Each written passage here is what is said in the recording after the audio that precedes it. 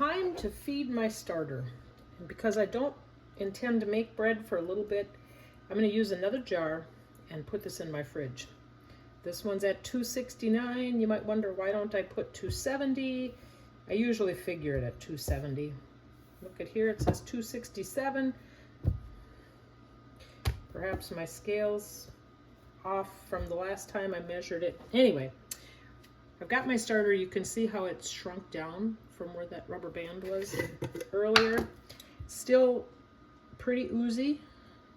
I am going to tear that. I'm going to mix this up with my spatula some. Oh, that's such a pleasant sound and pleasant smell. I do love this. So I'm going to put in here perhaps about 20. There we go. Okay, we got 24. Let's go just a wee bit more. Try to get 25 in there. Boom. Well, that's 26. Makes a difference.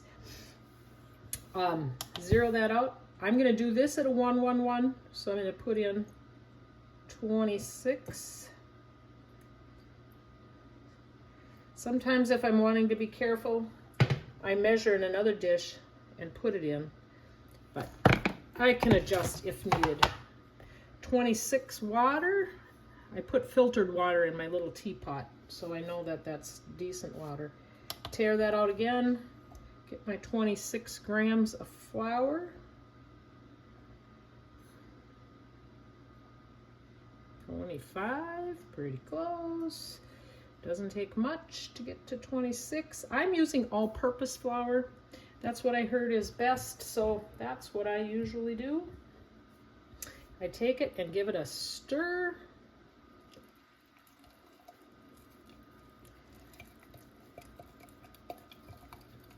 There we go, and it's much thicker when you first mix it up. You can kind of see it looks a little lumpy, but that's just fine.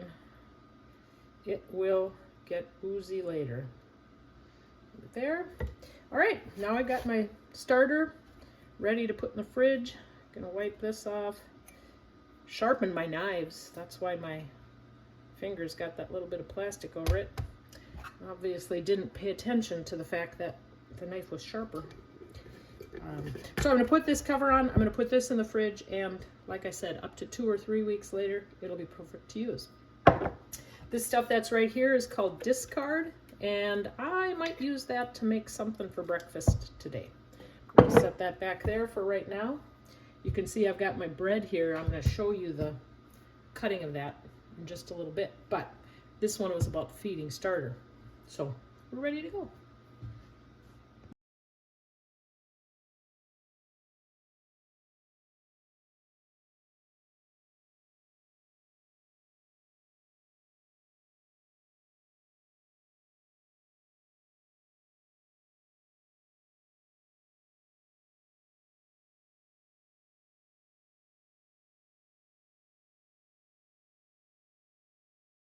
You can see it's fairly cool. These have been sitting for about 6.5 hours, and you can see my 311 is nice and bubbly. Nice and bubbly, and you can see how much that's risen. That's more than twice. This one is, I suppose, about doubled. This was the 111, and again, nice and bubbly inside. Can I tell a difference in looking at the two? I don't know. They look pretty similar to me. Run about the same, but we wanted to give them the float test. So I'm going to scoop my 311. Oh, and look, it floats. And I'm going to try my 111, and it floats as well. So I think maybe it's time to mix up some bread. And I don't think it makes a difference if I use 311 or 111. They both float. They both look great to me. So there you have it. I'm convinced you don't have to do 1, 1, 1. You can do 3, 1, 1, as long as it's equal parts water and flour.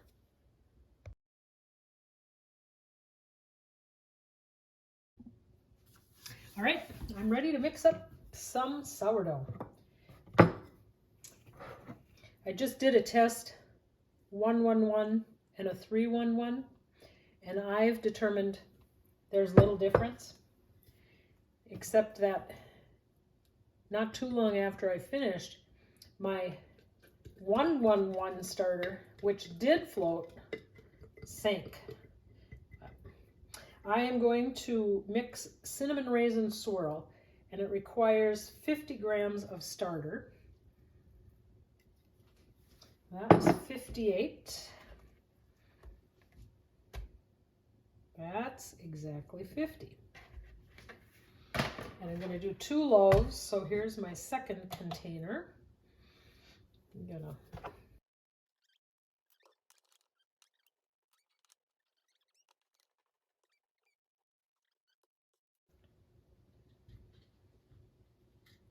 $51. We're going to count that close enough. We'll deal with the starters later.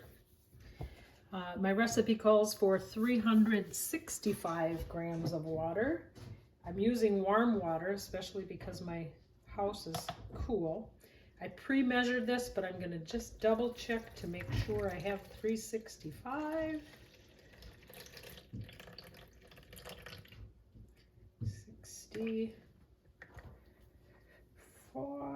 365 on the nose.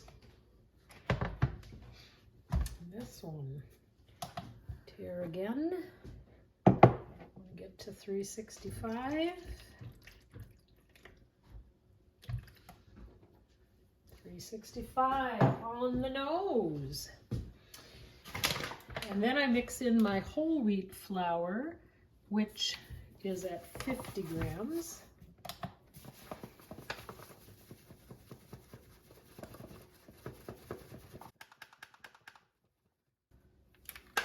50 grams. And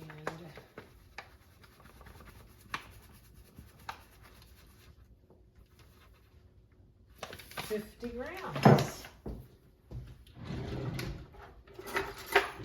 I take a whisk at this point because that starter is somewhat sticky and the whole wheat flour seems to help.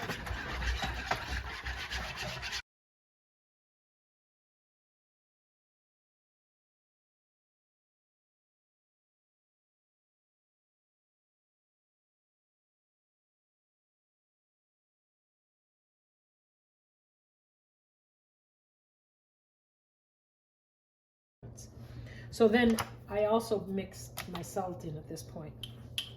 9 grams of salt. I'll try to sprinkle it a bit over my bowl. My flour, I should say, so that it gets distributed evenly throughout.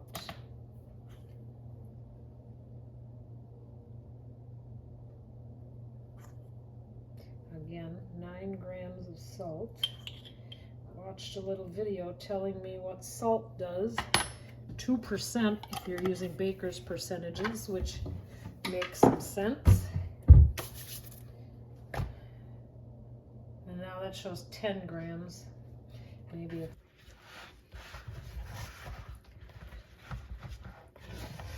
So I'm going to give this a rough mix. And then I'm going to come back in about 45 minutes or so and give it a little bit more of a kneading. I'm going to take about 65 grams of raisins, same of walnuts.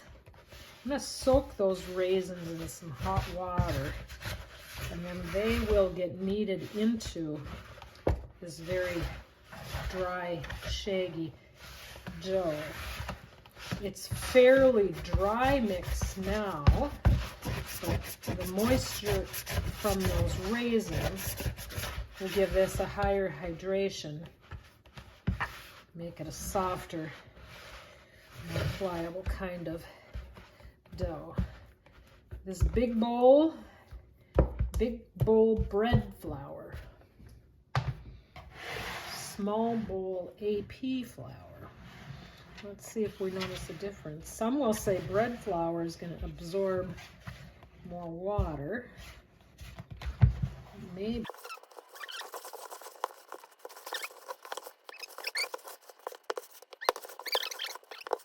That's about it. I'll cover these up right now. I'll get my raisins soaking and we'll look at that process later.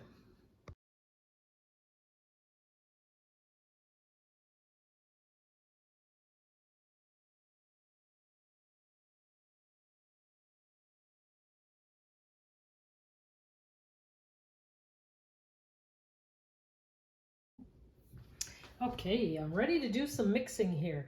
Remember, big bowl bread flour, little bowl regular AP flour. They both look quite moist. I put some flour on the counter because I think I'm going to mix in perhaps a little bit more. First thing I'm going to do is take the walnuts, sprinkle those on top because they're not in as much soaking liquid. This is the one that I had the orange zest in, and I'm going to pour this off a bit. I poured off some of the extra water, and I'm going to give a squeeze to these to take out a bit more of that, what's going to end up being extra liquid.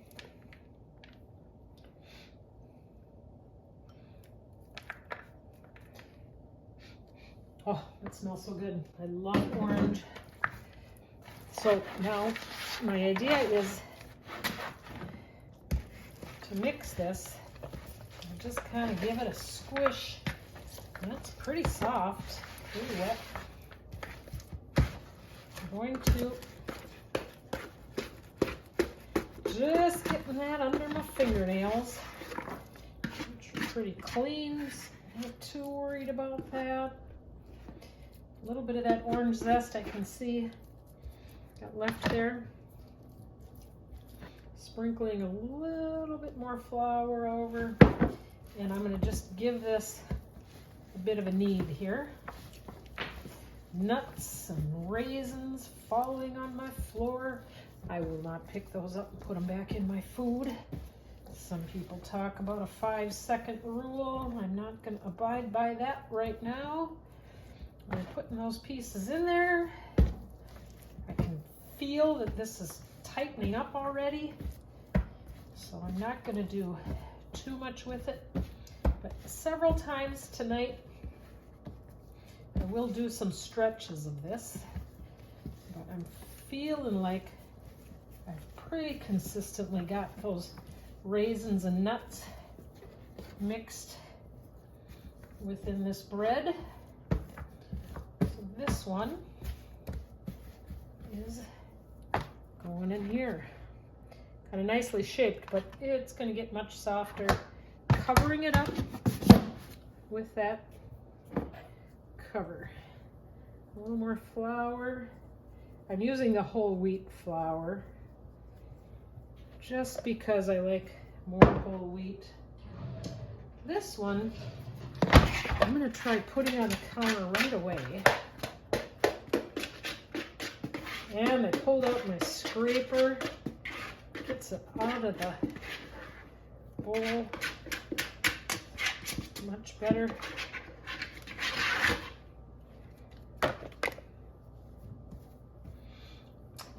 Again, walnuts. You can see that I really leave those quite big. A couple of them maybe I'll break up a little bit. I can pick those off the top. Gonna just drain a bit of the water.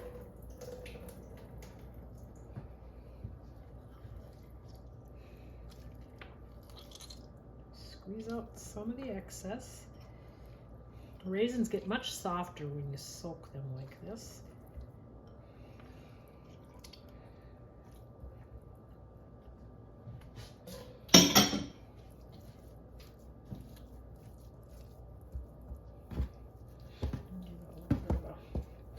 Sort of roll, kind of like we'll do later.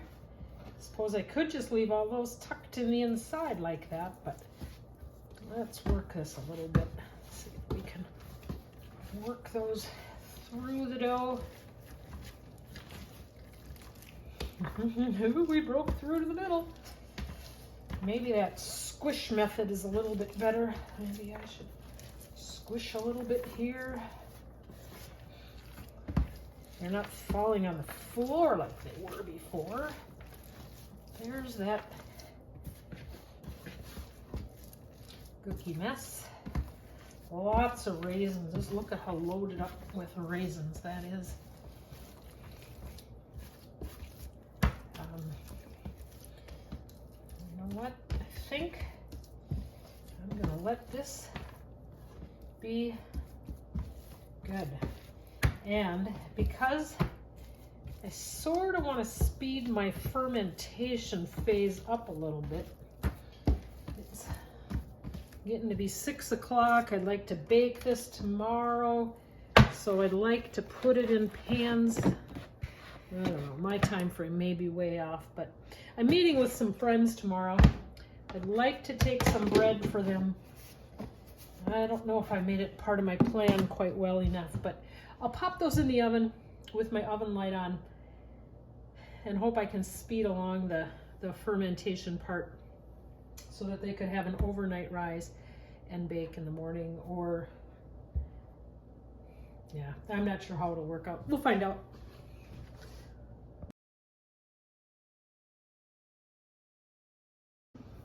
All right, my bread has been in the oven. I put a thermometer in there and I'll give you a reading on what that says in just a bit. I'm guessing it's about 90 degrees, which might be wrong for fermentation. I'm not exactly sure. I was wondering where my bread would be. It doesn't have a whole lot of jiggle to it, so I think it needs more time in this fermenting stage. So what I'm going to do is give it a fold. Maybe give it an hour on the counter, and then I'll put it in the refrigerator. In the morning, I'll take it out. We'll see what it's like then, and I'll have time tomorrow to put it in. So here's a stretch. Another stretch.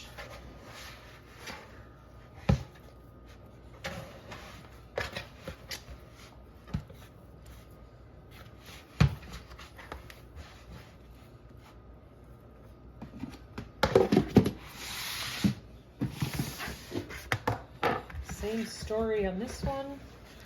Remember, this was the all-purpose flour. Big bowl bread. Big bowl going into the black Dutch oven. Well, remember, that's the bread flour. This is the all-purpose flour. And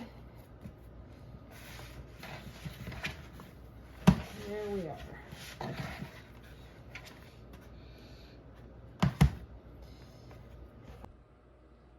Okay, so I've mixed my bread. I'm ready to do my final pull.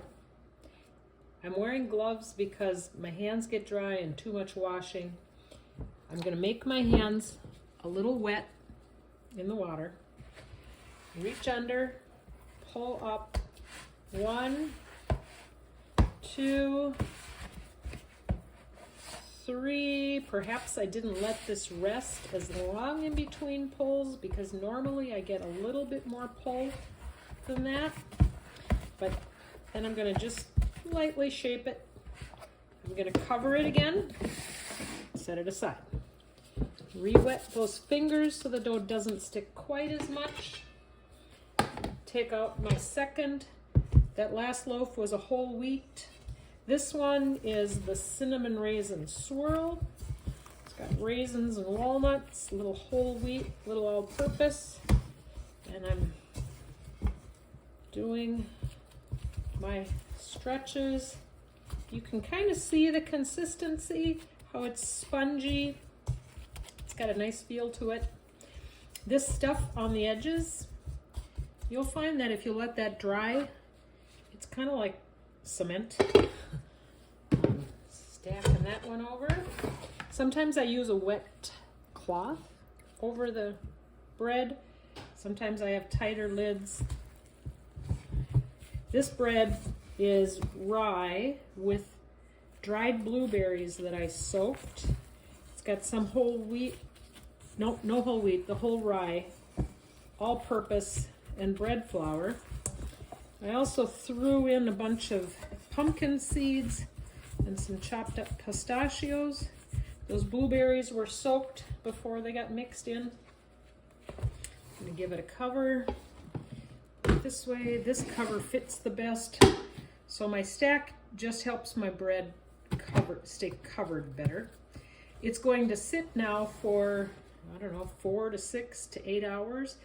And then I'm gonna shape it into my pans. So that'll be another video.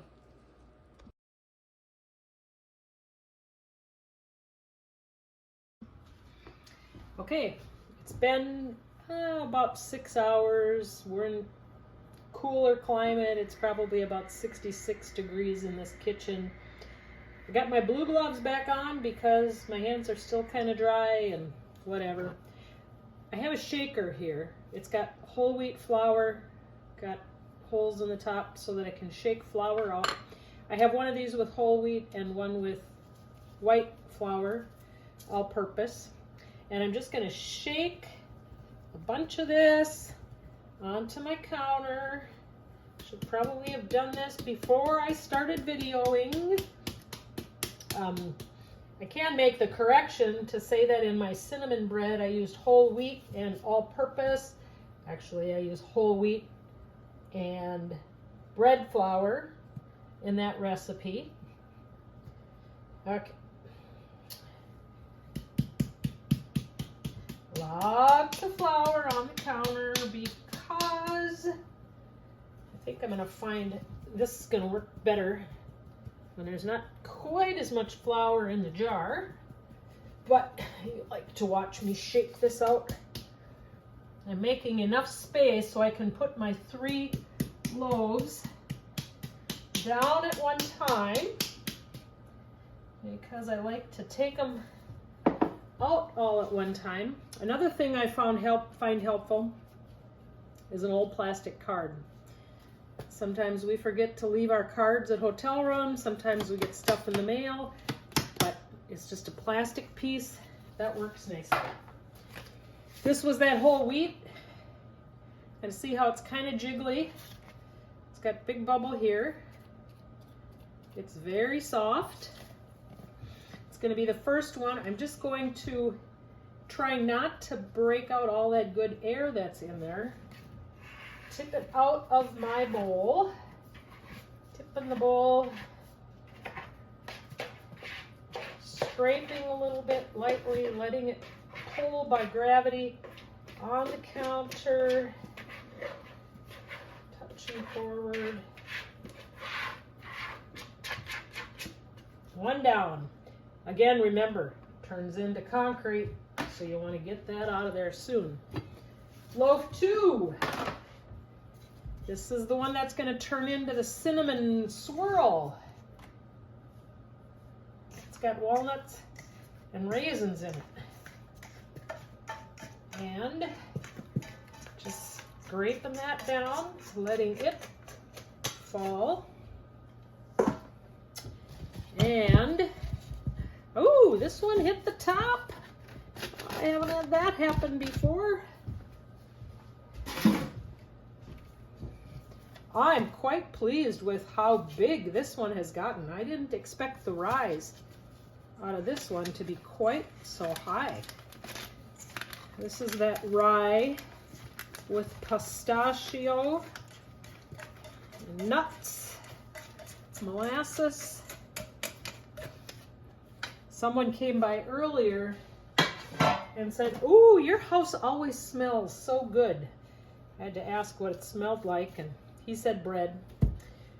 So those 3, I'm gonna just give them a gentle, probably should have my water, but might help. Just gonna give them a slight push, working out some of the bigger bubbles.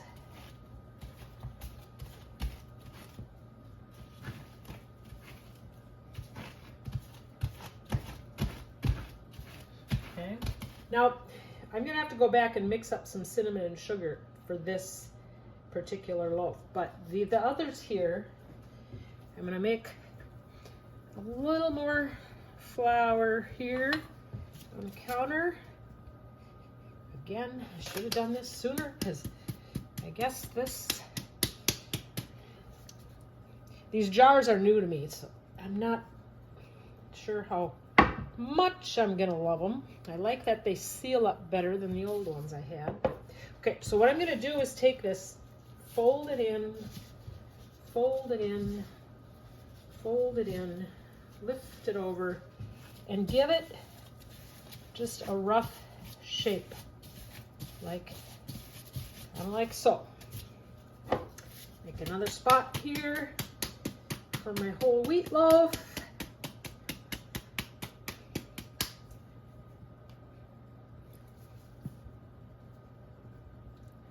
Yeah, maybe that method of letting a little more air in is helpful. Whole wheat loaf, lift it over, lift it over, lift it over.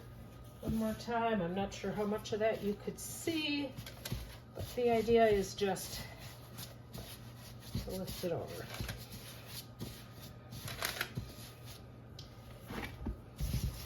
Gonna try to get a little bit more of that flour. Stretch this one out some. I'm being a bit aggressive, I suppose, with this, but there we go. Use that method. I'm just going to grab my sugar and my cinnamon.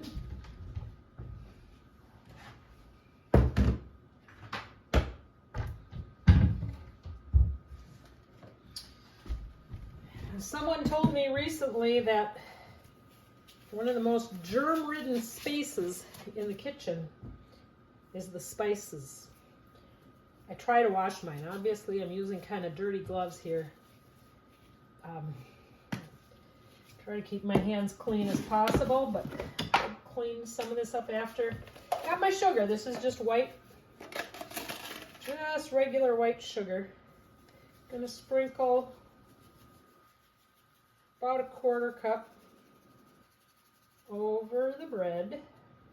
A little bit more in there. Sometimes I use brown sugar. Sometimes I put some orange zest in. Ooh, one time I sliced apple and put thin slices of apple with this cinnamon layer. That was pretty darn tasty. Not going to take time to do that now, but trying to be generous with the cinnamon. I've got Saigon cinnamon from our local grocers. Oh man, does that smell delicious. Love cinnamon. Okay, close that up, wash those later. I am going to roll this like this.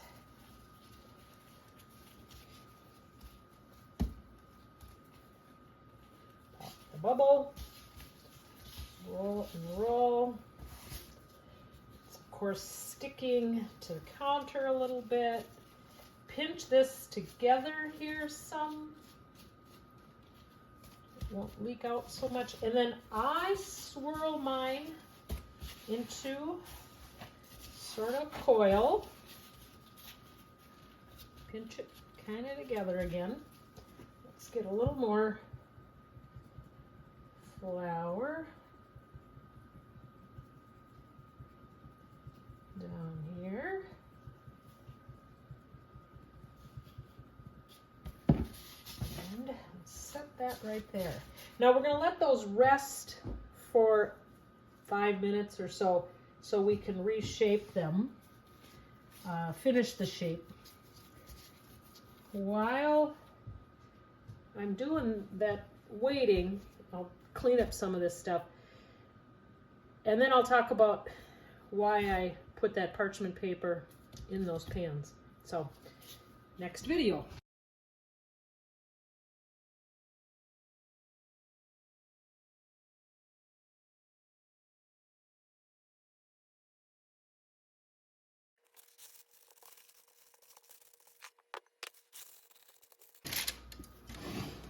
So you get the idea how I do that.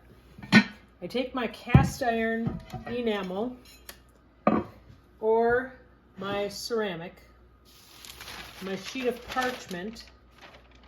I find these indispensable for baking cookies, for cooking things on sheet pans, obviously for doing bread. I cut circles, I fit them to cake pans, but these flat sheets, provided that you keep that box that they fit into, I set mine up this direction in my pantry so I can just pull out single sheets. Open the box carefully. Order these through Amazon. Find them in a local store if you can. However you get them, they're fantastic. So I'm going to line my 3 pans for my 3 loaves of bread. Okay, watchers. It's been about an hour and a half. I could bake these now if it wasn't too late and I wasn't too tired. I'm going to show you here how it's kind of jiggly. I'm just touching lightly and moving. You can see it sort of jiggles. All of them are ready. They're soft, but I don't want to bake, so I'm going to cover them up. I'm going to hope I have enough room in my refrigerator. If I don't, I'm going to set them in my garage and hope they don't freeze. But I'm just going to hold them until tomorrow morning, and then I will take them out, let them get to about room temperature, get my oven set, score the tops, bake those breads up. See you later.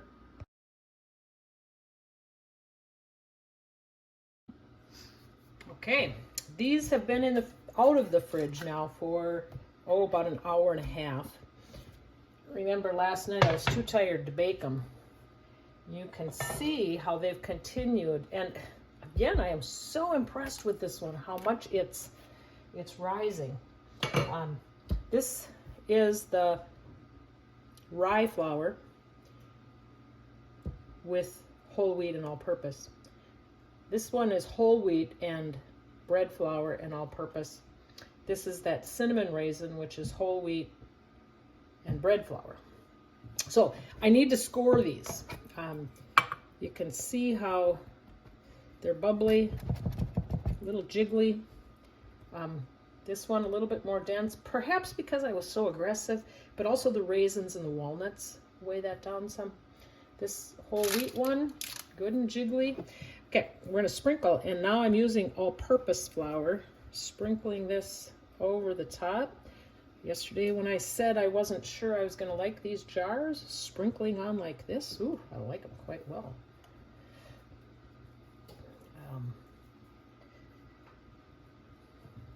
I put flour on the top partly for decorative effect and partly because it helps with the cutting. Cutting through this stuff can be kind of a challenge. It's like you got to have a really sharp knife, which my new sharpener helps with. I've used an X-Acto knife. There are all kinds of different options you can use for cutting. I like my little paring knife. It's pretty sharp. And what I do is I try to go through breaking that. I don't mind if I'm a little, I get a little deflation. Turn it around, do a slice, kind of through the middle. Try to get down into that a bit, because what happens is as the bread rises, this fills in. Sometimes you can hardly even tell that there was a line. You can get creative with all kinds of different cuts. Maybe I'll do a few different, but my signature cut is to do something sort of down the middle and then 2 offset cross lines, sort of that prairie style, craftsman style, which is a favorite of mine. So right there, a little bit offset from the middle. My oven is heating up. It takes kind of a long time to get that monster up to temperature, but it's getting there, getting close. So I thought I can show you how I do my cutting. So there, remember we're going to bake it with the cover on. So I'm going to cover that up again. Move it out of the way a little bit. Here's that cinnamon raisin. The cinnamon raisin is going to probably ooze out some of that sugar from the middle. I'm going to not worry about that too much, but what I'm going to do with this one is cut in a bit at an angle. Just one slice through the middle. That's somebody walking through the background if you heard those footsteps. Someone who's going to enjoy the smelling of this bread as it's baking. So I'm doing just one through here to get an idea about how deep. I guess I got pretty deep in that one. We're going to let that rise just like that. So we'll put the cover on that. And then I've got my whole wheat. I'm going to do a little different to design with this one. I'm going to do a slice from this edge. I'm going to do kind of around the clock with this one, this way. Do this one. Yeah, maybe I'll go all the way through the middle. You can see that deflating. Again, kind of scary, thinking, oh, it's not going to be good, but I have a feeling it's going to come out just fine.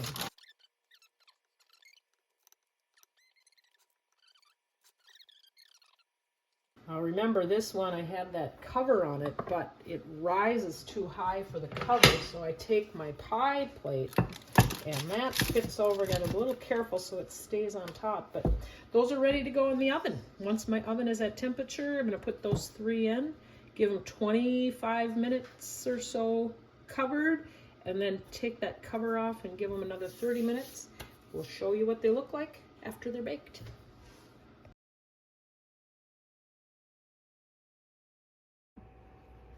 All right, as you can see, I've taken them out of the oven. I'm lifting out with the paper.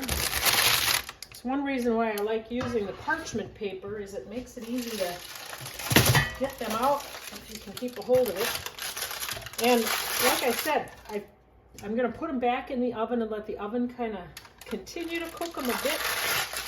We'll talk about the stirring after we get them all out, but my idea here is to get them off of the paper and tuck them back in the oven just like that. So take it off. This was the cinnamon raisin. See how that changed? This is that rye. That one had that amazing rise and now kind of deflated, but I bet it'll still be tasty. Cinnamon raisin. That one's pretty brown already.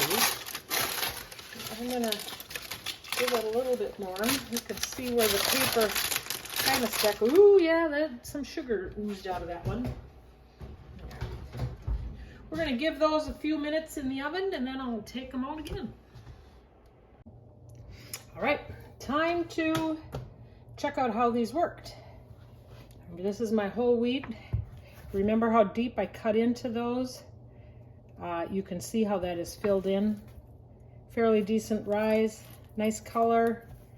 You can hear that crust. It's not real thick. I don't care for a terribly thick, crusty dough, but it sounds kind of hollow. I'm going to take my knife. I'm going to cut that right in half.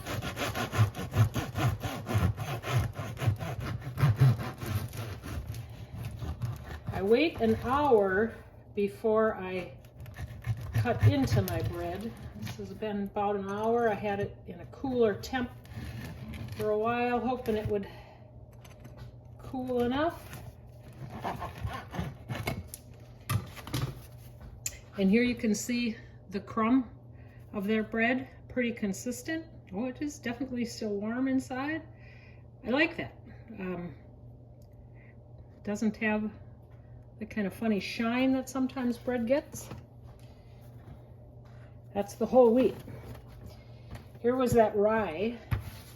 I was just watching someone else's video and they talked about how rye flour can be really active. Maybe that's a thing. I don't know enough about it. Maybe that's why I had that real high loaf. Here is that one cut. Remember, we had blueberries in here and nuts. It looks kind of dense in the middle here. I'm not sure what the issue is there. It seems almost like it's underbaked a bit. I'll give that one a taste test. And you can see how that was pretty deep and it really sank down. Here's the cinnamon raisin. Again, little crackle in the crust. Sounds kind of hollow.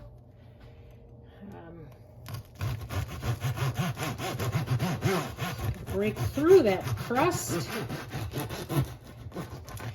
Trying to keep my knife straight. I try to be perpendicular to my cutting surface. My Long Shadow rescued wood end cut board from Long Shadow. I love my board. I use it a lot, like multiple times a day. Here are the walnuts, the raisins, that cinnamon swirl, still a little warm. Smells good, smells yeasty, smells cinnamony. I don't know, I'd love to eat that bread, and maybe I even will.